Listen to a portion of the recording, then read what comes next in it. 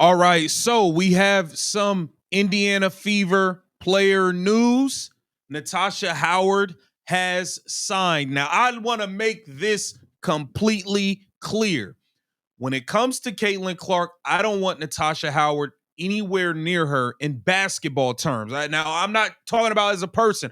I'm talking about Natasha Howard, the basketball player. I don't want anywhere near Caitlin Clark in an Indiana Fever uniform on Caitlin Clark's team.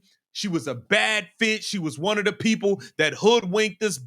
Well, she didn't bamboozle us like DeWanna Bonner. At least Natasha Howard actually showed up and played in games and tried. DeWanna Bonner just stole money and quit on the team.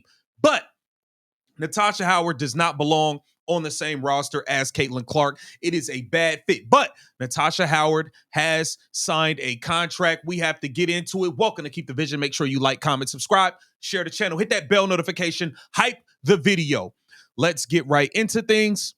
So, Natasha Howard, as we saw in her Indiana Fever post-game presser, where she talked about her offseason plans and things of that nature. Here we go. This is courtesy of Chinese Women's Hoop. Breaking, Natasha Howard is joining Sichuan for the upcoming WCBA season, teaming up with the nation's top point guard as the club pushes for another title. So she'll be taking her talents overseas. That was her big signing. Now we know she went overseas. She always goes overseas. She went overseas last season as well, and then came back over.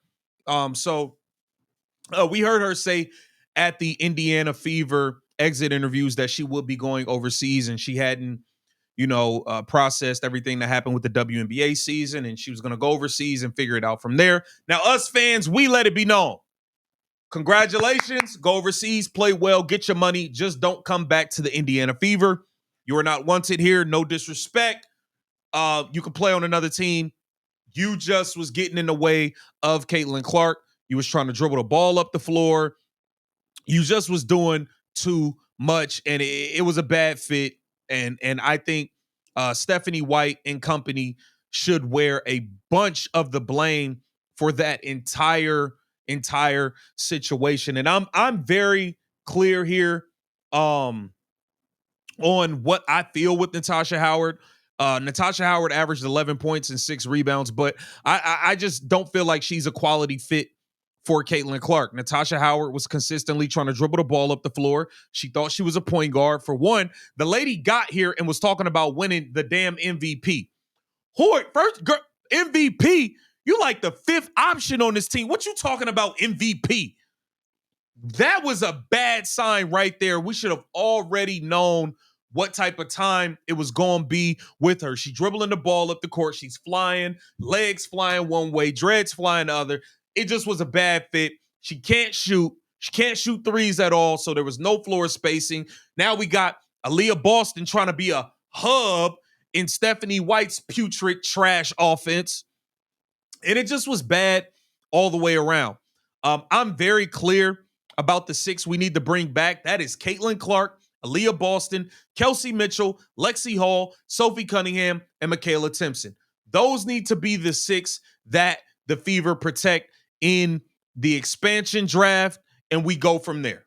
Those are the 6 that need to return to this team, and that's that. Natasha Howard is not a part of this team going forward, and I will be livid if she is on this roster moving forward. But we're talking about moving forward, and we don't know if we'll actually be moving forward because we can't even get a damn CBA deal done.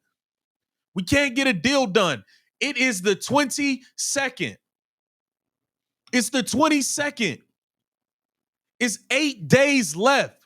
We just saw the WNBA put out a $1.1 million offer, which what we thought as fans, we thought when we saw the 1.1, and I'm saying us because I know y'all thought it too. When y'all saw 1.1, we thought that was the base salary. We didn't know it could get up to 1.1 on some NFL incentives type stuff. If you make the All-Star team, if you make first team all WNBA, if you win All-Star game MVP, if you win most improved, if you win MVP, if you win the first round, if you win the second round, if you lose in the fight. We didn't know it was all that in there. I gotta be real. We didn't think all of that was in there. We thought, okay, 1.1 base. We rolling. Sign it. The WNBA had other plans. The base was still at about 800 to 850,000, and the players are not going for it. And let's take a look more at what the players actually want. Here it says, the players do not want a fixed salary system and instead want one more based directly on revenue, such as the NBA, where the salary cap is determined by basketball-related income.